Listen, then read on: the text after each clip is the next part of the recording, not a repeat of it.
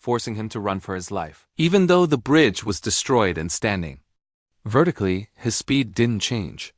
Itadori launched himself into the air, stomping the cursed spirit that intended to ambush him into oblivion.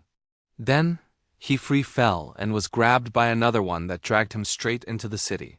However, before it could land a hit, the young man blasted it apart.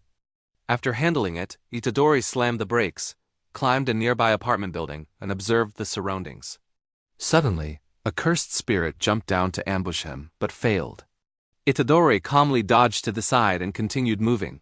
He knew he was being chased by a horde of cursed spirits, so he ran as fast as he could into the subway tunnel.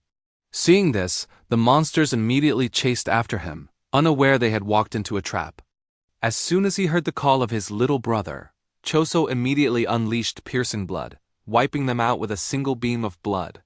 Seeing his big brother about to be ambushed, Itadori didn't hesitate to rush in and take it down with a punch, leaving Choso extremely impressed.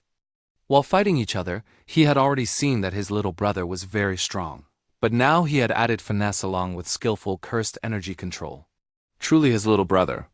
Choso would persist in calling Itadori his little brother, until he accepted it. Above all, he wanted the kid to remember if his father also had stitches on his forehead. Suddenly, Naoya appeared looking for Megame but saw no sign of him. So he switched to questioning Itadori, not planning to run? You've been sentenced to death because Gojo is no longer there to back you up. Thanks to Gojo's whims, many Jujutsu sorcerers had been saved.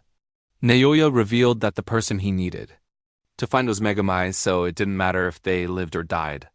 I need him dead, and I hope he writes a few last words before he kicks the bucket. Having said that, Naoya suddenly speed blitzed behind Itadori and kicked him in the jaw. Choso saw this and ran to support, but Naoya's speed was unexpectedly fast. In no time, Choso became a punching bag for him to practice on. While Naoya was busy slicking back his hair to show off to the viewers, Choso tried to counterattack, but it was futile and he got hit back. Itadori seized the opportunity to throw a rock grazing Naoya's head, forcing him to keep his distance. It was definitely thanks to a cursed technique that he could move so fast. Naoya admitted both were better than he thought. It seems I underestimated you guys. Suddenly, all three felt something similar to Gojo-sensei, but much more terrifying. Looking up, they saw a young man standing on the building. Though he didn't know who it was, Choso was certain he came to take Itadori's life. Seeing Yuta jump down with a sharp sword in hand, Naoya immediately raised his hand to confirm, I am an ally. Through the conversation, Itadori learned that